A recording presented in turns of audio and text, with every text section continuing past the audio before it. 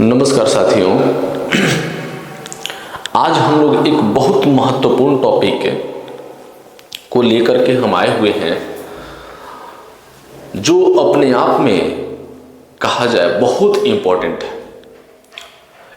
Important इसलिए है क्योंकि आप जब भी भारतीय इतिहास को पढ़ेंगे और भारतीय इतिहास में आप आधुनिक भारत का इतिहास पढ़ेंगे तो वहां पर या भारतीय राज्य व्यवस्था को पढ़ेंगे तो देखेंगे क्या कि शुरुआत होती है एक टॉपिक को लेकर के। और स्वाभाविक है कि चाहे कोई भी पुस्तक आप पढ़िएगा तो उसमें दो बातें जरूर लिखी होगी शुरुआत में। वो एक रहेगा प्लासी की पहली लड़ाई युद्ध, प्लासी की लड़ाई 1757 और बक्सर का युद्ध 1764। इसके बाद ही आपको कोई टॉपिक पर ले जाया जाएगा। चाहे किसी भी किताब को उठा लीजिए, अगर अच्छे राइटर की लिखी हुई पुस्तक है तो आप उठाकर देखिए, उसमें जरूर चर्चा किया हुआ रहेगा। लेकिन लगभग विद्यार्थी इस पर ध्यान देते नहीं हैं, और जब इस पर ध्यान आप नहीं देंगे तो आपको आधुनिक भारत के इतिहास को समझने, 1857 की क्रांति को समझने में और भारतीय राज्य व्यवस्था के उन चार्टर अधिनियम, भारत शासन अधिनियम इत्यादि को, यानी भारतीय राज्य व्यवस्था के यानी भारतीय संविधान का, उसके इतिहास को समझने में आपको समस्या होगी। रट्टा तो मार लेंगे, एग्जाम पास कर जाएंगे, लेकिन वाकई में गहराई से कैसे समझें वो टॉपिक समझ में, ये दिक्कत हो जाएगी। इसलिए आज आप लोगों के बीच हम लेकर आए हुए हैं प्लासी का युद्ध, जो अपने आप में बहुत महत्वपूर्ण टॉपिक है। और अपने आप में तो कहा जाए, देखिएगा कि मुझे जहां तक लगता है कि यदि आप इस टॉपिक को मेरे वीडियो के माध्यम से यदि आप पढ़ लेते हैं तो मुझे नहीं लगता है कि यूपीएससी भी आप देने जाएंगे तो आपको किसी अन्य किताब को इस टॉपिक को पढ़ने के लिए उठाने की जरूरत पड़ेगी। प्लासी की लड़ाई की आखिर शुरुआत की बात करें तो कुछ महत्वपूर्ण चीजें हैं। एसएससी, रेलवे, बैंकिंग यदि आपको देना होगा तो जनरल कंपटीशन के छोटे मोटे एग्जाम जब देने होंगे तो लगभग इतना प्रश्न आपके सामने है कि प्लासी का युद्ध जो है 23 जून 1757 को हुआ। प्लासी की पहली लड़ाई है, प्रथम की बात करते हैं। 23 जून 1757 को हुआ। प्लासी है कहाँ, यह स्थान कहाँ है? यानी प्लासी स्थान का नाम है, जगह का नाम है, जो वर्तमान में पश्चिम बंगाल में स्थित है और ये भागीरथी नदी के किनारे है। जिला है कौन सा? नदिया जिला में स्थित है, जो आप जानते होंगे मुर्शिदाबाद शहर का नाम आपने सुना होगा। मुर्शिदाबाद के दक्षिण में स्थित है कौन सा जगह? प्लासी। प्लासी नामक स्थान पर यह युद्ध हुई, इसीलिए इसका युद्ध का नाम रख दिया गया प्लासी का युद्ध। स्वाभाविक है कि कोई युद्ध होगा तो दो व्यक्ति होंगे, दो समुदाय होगा, दो देश होंगे। तो यहां पर भी देखिए दो समुदायों के बीच था। एक था कौन? British East India company. British East India company का उस समय कहा जाए उस युद्ध का नेतृत्व करने वाला रॉबर्ट क्लाइव था। किसके माध्यम से? ब्रिटिश ईस्ट इंडिया कंपनी के माध्यम से। और कहा जाए बंगाल का नवाब था उस समय सिराजुद्दौला। इन दोनों के बीच यह युद्ध हुआ। और यह जो युद्ध की बात करते हैं, इतना कोई छोटा मोटा युद्ध नहीं था। इस युद्ध के बारे में कहा जाता है कि यह युद्ध में एक और ब्रिटिश ईस्ट इंडिया कंपनी की सेना थी, तो दूसरी ओर थी पश्चिम बंगाल के नवाब की सेना। कंपनी की सेना ने रॉबर्ट क्लाइव के नेतृत्व में नवाब सिराजुद्दौला, जो बंगाल का नवाब था, को हरा दिया। किंतु इस युद्ध को कंपनी की जीत नहीं मानी जा सकती। बहुत सारे इतिहासकारों ने कहा कि कंपनी का जीत नहीं था, क्योंकि युद्ध से पहले ही नवाब के 3 सदस्य, कौन से नवाब? बंगाल के नवाब सिराजुद्दौला के 3 सदस्य जो सिराजुद्दौला के शासन करने में साथ देते थे, 3 सेना नायक, एक था मीर जाफर और उसके दरबारी, और एक राज्य के, देखिएगा उस राज्य के वहीं पर थे अमीर सेठ जगत सेठ आदि। उसमें क्लाइव से षड्यंत्र कर लिया था इन लोगों ने मिलकर के। हालांकि ये तीनों व्यक्ति जो थे सिराजुद्दौला के साथ में थे, लेकिन ब्रिटिश ईस्ट इंडिया कंपनी की तरफ से युद्ध करने वाले रॉबर्ट क्लाइव से इन तीनों लोगों ने षड्यंत्र कर लिया। होता क्या है कि नवाब की तो जितनी भी पूरी सेना थी, नवाब की पूरी सेना ने युद्ध से भाग भी नहीं लिया था, और कहा जाए तो युद्ध में भाग भी नहीं लिया था। और युद्ध के तुरंत बाद जो है मीर जाफर के पुत्र मिरन ने सिराजुद्दौला की हत्या भी कर दी। यह कहानी जो है अपने आप में बहुत, कहा जाए, इंटरेस्टेड है। इस युद्ध को भारत के लिए एक बहुत दुर्भाग्यपूर्ण माना जाता है। इस युद्ध के परिणाम स्वरूप देखिएगा, यह युद्ध जब समाप्त हुआ, जब रॉबर्ट क्लाइव जीत गया, उसके बाद ही भारत में अंग्रेजों ने पैर जमा लिए और उसके बाद ब्रिटिश शासन का उदय भारत में प्रारंभ हो गया। इस युद्ध के परिणाम स्वरूप देखिएगा, British East India company, British उदय की बात करें, इतना ताकतवर बनकर उभरा जिसकी आप कल्पना भी नहीं कर सकते। इस युद्ध से देखिएगा कि ब्रिटिश उदय आखिर होने का कारण क्या था। आखिर क्यों सिराजुद्दौला के तीनों जो साथी थे रॉबर्ट क्लाइव की ओर जाकर के हाथ मिला लिए और षड्यंत्र के तहत, यानी कहा जाए वो भारत के ही खिलाफ चले गए। इस युद्ध ने कंपनी को बहुत लाभ हुआ, इस युद्ध से कंपनी को बहुत लाभ हुआ, और वो कंपनी आई तो थी व्यापार के लिए 1600 ईस्वी में, लेकिन बन गई क्या? यहां की राजा। इस युद्ध से संसाधनों का प्रयोग कर कंपनी ने फ्रांस की कंपनी को कर्नाटक के तीसरे और अंतिम युद्ध में निर्णायक रूप से हरा दिया। इतना संसाधन प्राप्त कर लिया इस युद्ध के माध्यम से कंपनी ने। इस युद्ध के बाद बेदरा के युद्ध, आप पढ़ लेंगे, थोड़ा सा टॉपिक गूगल से पढ़ लेंगे, मिल जाएगा आपको, या कभी समय मिला तो हम आपको इसके बारे में बता देंगे। बेदरा के युद्ध में कंपनी ने डच कंपनी को हराया था। इस युद्ध की जानकारी लंदन के इंडिया हाउस लाइब्रेरी में देखिएगा उपलब्ध है। इसकी जानकारी पूरा डिटेल्स, जो बहुत बड़ी लाइब्रेरी है, याद रखिएगा हमेशा, लंदन की बहुत बड़ी लाइब्रेरी है। कौन? इंडिया हाउस लाइब्रेरी, नाम ही है उसका, इंडिया हाउस लाइब्रेरी, जो कहाँ है? लंदन में। भूल करके भी मत बोल दिया कि इंडिया में है, जो बहुत बड़ी लाइब्रेरी है। और वहां भारत की गुलामी के समय के कहा जाए कि 20,000 दस्तावेज अभी भी उपलब्ध हैं वहां पे। वहां उपलब्ध दस्तावेजों के हिसाब से अगर कहा जाए, अंग्रेजों के पास प्लासी के युद्ध के समय मात्र 300 सिपाही थे। उस दस्तावेज में लिखा हुआ है मात्र इसके पास 300 सिपाही थे,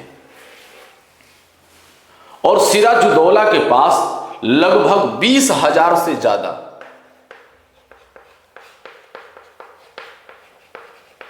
बीस हजार से ज्यादा सिपाही थे सिराजुद्दौला के पास। स्थिति क्या हुई उस समय कि अंग्रेजी सेना का सेनापति था रॉबर्ट क्लाइव। रॉबर्ट क्लाइव और सिराजुद्दौला का सेनापति था मीर जाफर। इसका सेनापति था मीर जाफर। रॉबर्ट क्लाइव जानता था कि आमने सामने यदि युद्ध हुआ तो 1 घंटा भी नहीं लगेगा और हम युद्ध हार जाएंगे। और क्लाइव ने कई बार चिट्ठी लिख के ब्रिटिश पार्लियामेंट को यह बताया भी था कि इन दस्तावेजों में क्लाइव की 2 चिट्ठियां भी वहां पर उपलब्ध है, जिसमें उसने यह प्रार्थना किया था कि अगर प्लासी का युद्ध जीतना है तो मुझे और सिपाही दिए जाएं। यह रॉबर्ट क्लाइव ने चिट्ठी लिख करके भेजा था। रॉबर्ट क्लाइव ने तब अपने 2 जासूस लगाए। हुआ क्या कि वहां से सेना देने से मना कर दिया कि नहीं, आपको उसी हिसाब से आपको युद्ध करना है। तब रॉबर्ट क्लाइव ने दिमाग लगाया और अपने 2 जासूसों को लगाया और उसने कहा कि जाके पता लगाओ कि सिराजुद्दौला के फौज में कोई ऐसा आदमी है जिसे हम रिश्वत दें और लालच दें और रिश्वत के लालच में अपने देश से वो गद्दारी कर सके। रॉबर्ट क्लाइव ऐसा बोल करके अपने गुप्तचरों को भेजा। उसके जासूसों ने यह पता लगा के बताया कि हां, उसकी सेना में एक आदमी ऐसा है जो रिश्वत के नाम पर बंगाल को बेच सकता है, और अगर आप उसे कुर्सी का लालच दें। ऐसा कौन कहा? उनके जासूसों ने क्लाइव से, कि अगर कुर्सी का भी लालच दें तो बंगाल के 7 पुश्तों को भी बेच सकता है। ऐसा गद्दार इंसान उसमें शामिल है। और वो आदमी था कौन?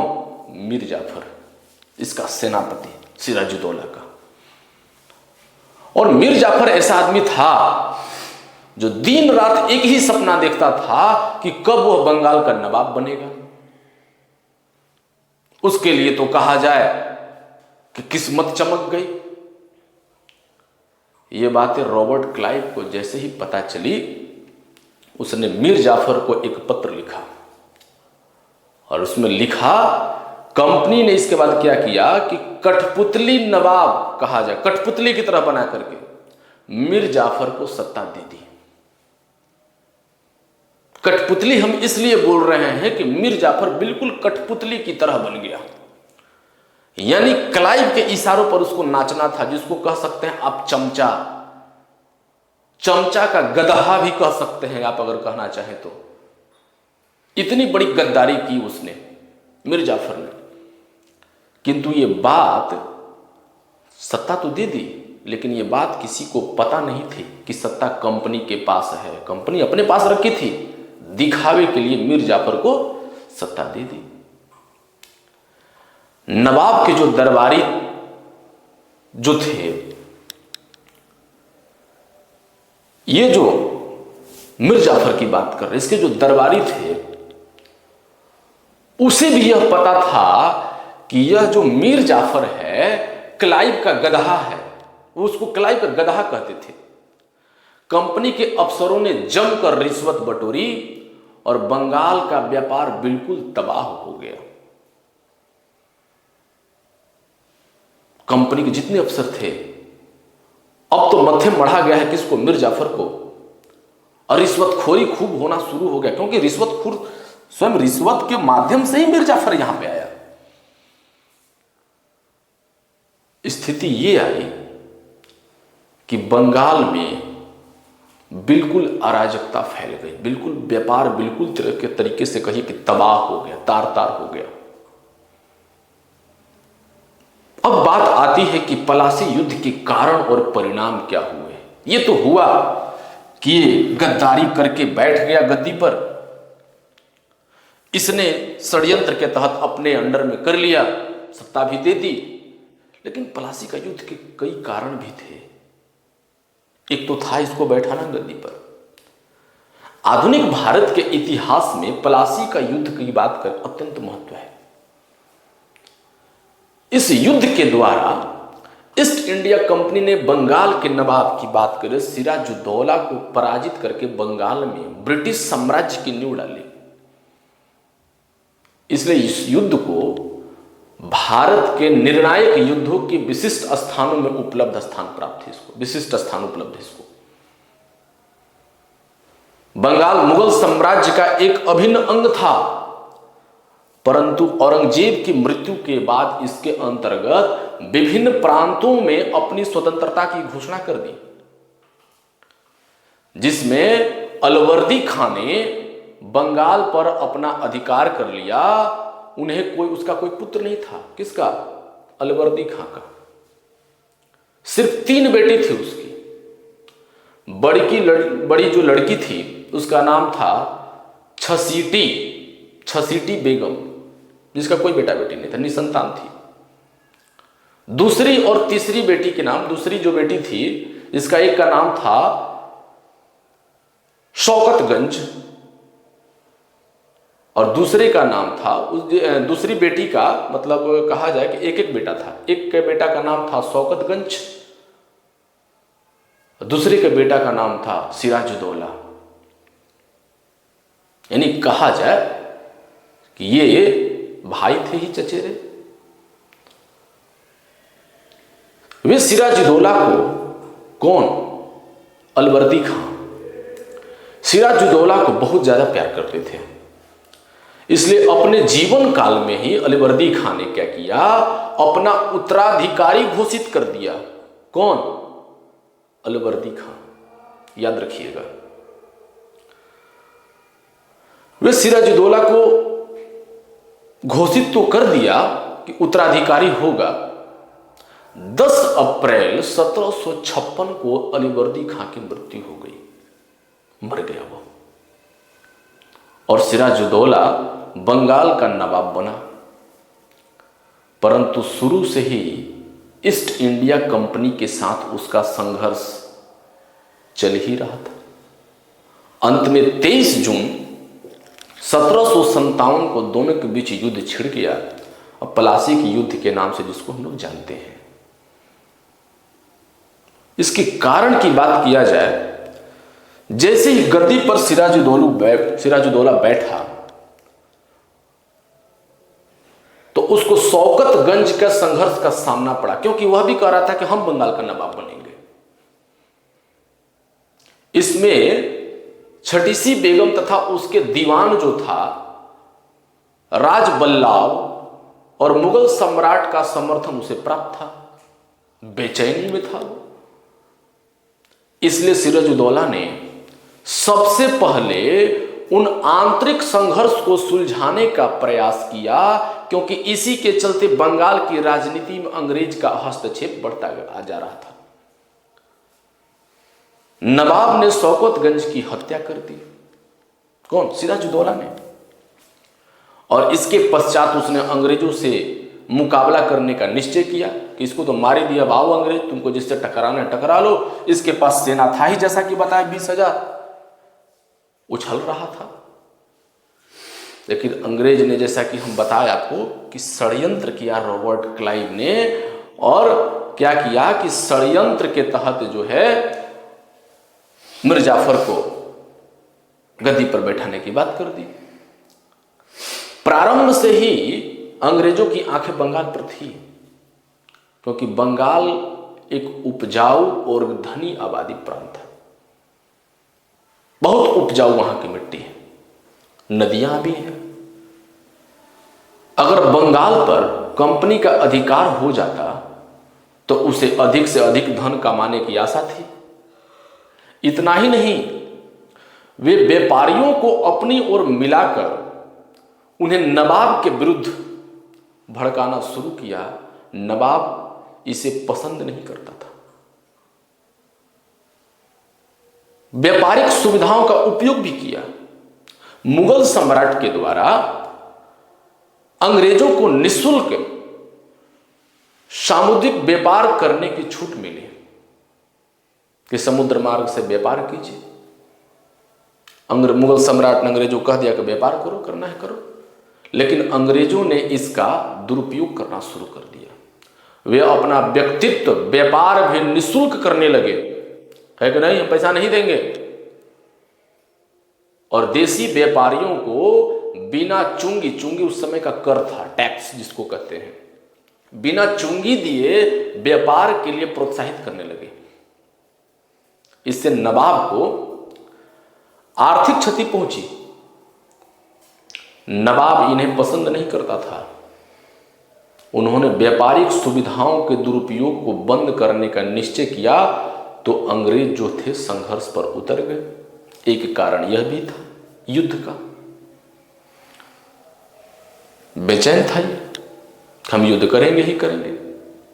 अंग्रेज द्वारा सिराजुद्दौला को नवाब की मान्यता नहीं देना, यह भी एक प्रमुख कारण था उसका।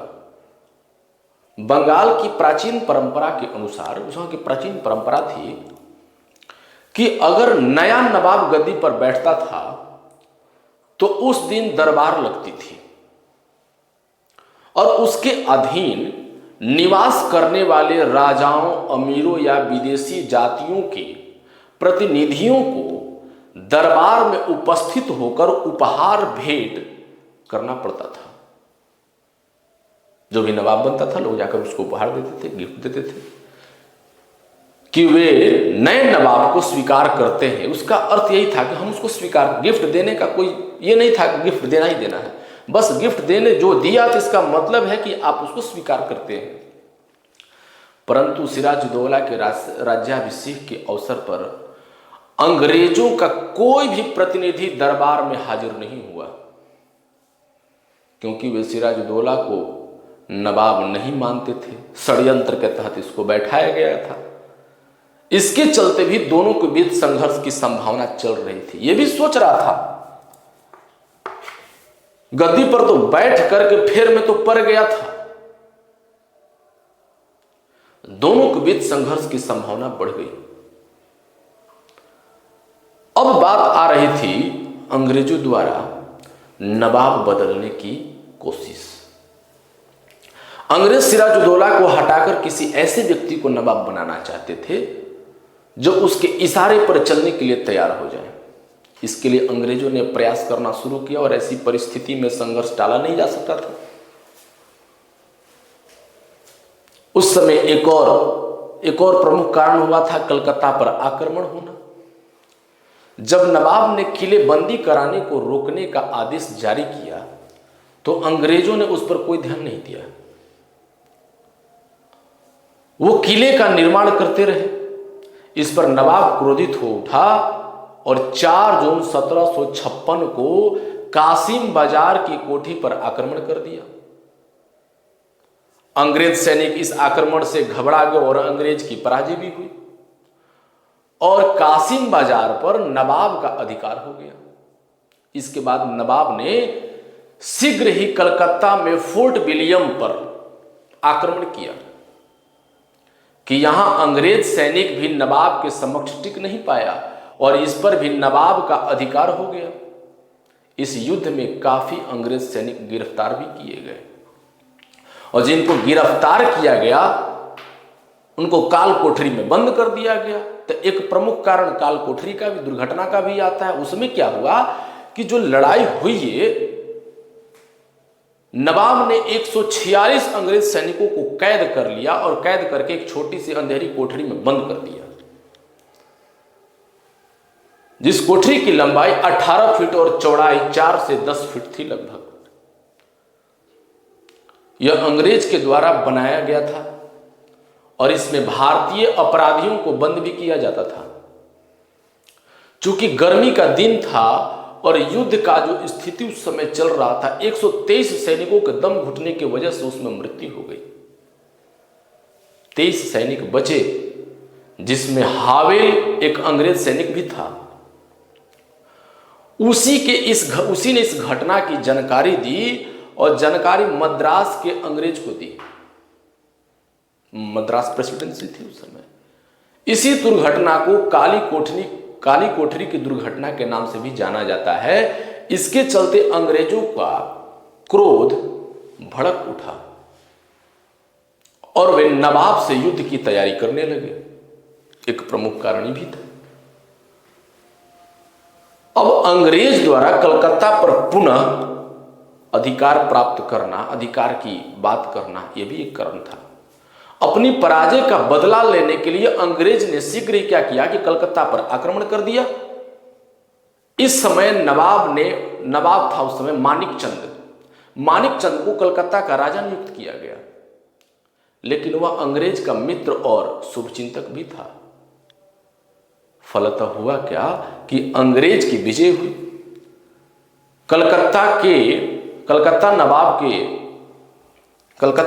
जो था के चंगुल से मुक्त हो गया और 9 फरवरी 1757 को दोनों के बीच अलीनगर की संधि भी हुई और अंग्रेज को फिर से सभी तरह के व्यवहारिक अधिकार उपलब्ध हो गया। इसमें और कई कारण, फ्रांसीसियों पर आक्रमण, मीर जाफर के साथ गुप्त संधि, जैसा कि अब आए हम लोग, गुप्त संधि हुई।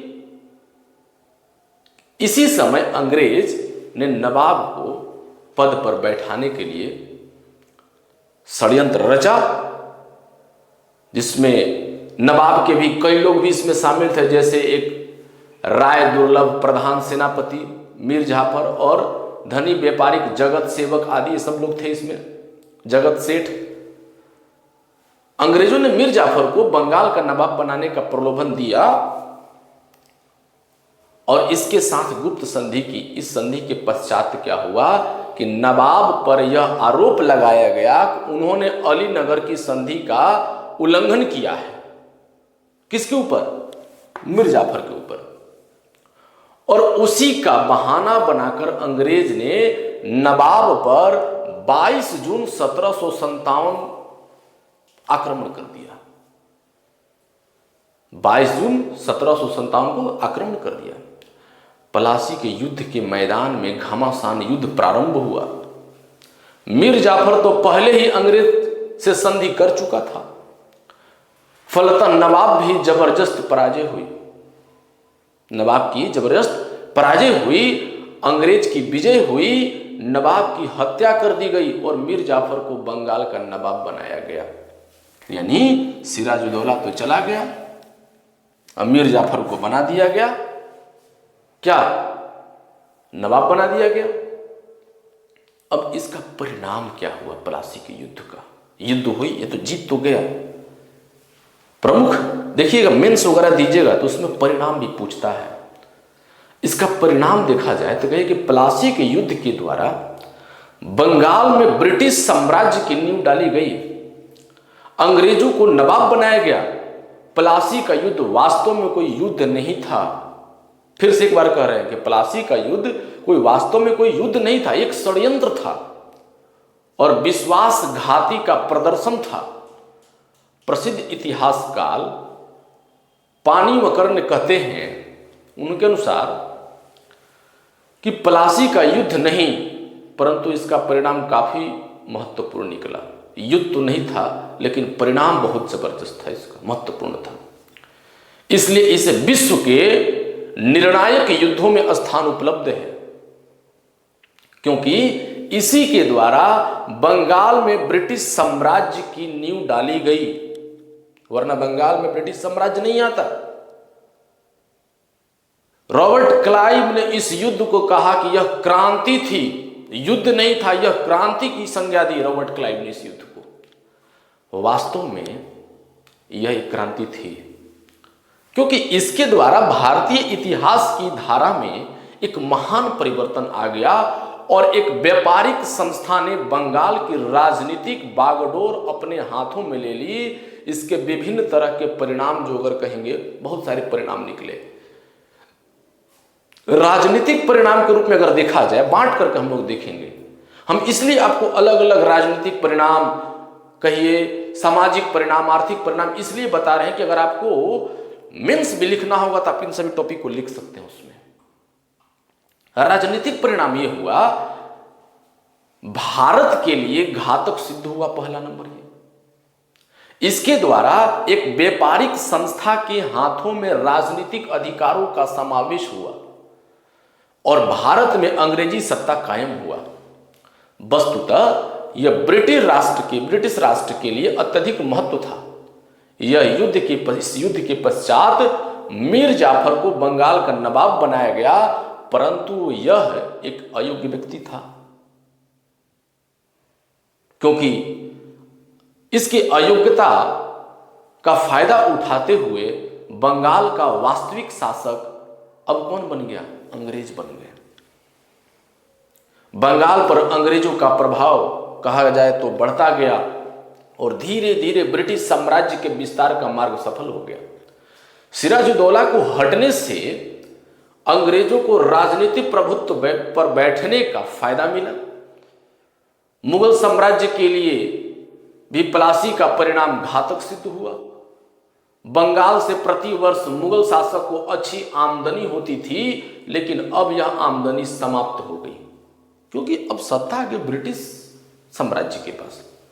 अंग्रेजों को भारतीय नरेशों को कमजोरी की जानकारी मिल गई। भविष्य में उसने उसका काफी फायदा उठाया और उत्तरी भारत की विजय की मार्ग क्या हुआ? प्रशस्त हो गया। यानी उत्तरी भारत की विजय मार्ग प्रशस्त होगा। अब उत्तर भारत में अब सोचा कि अब जो है सो मेरा ही है। अब इसके आर्थिक परिणाम भी हुए।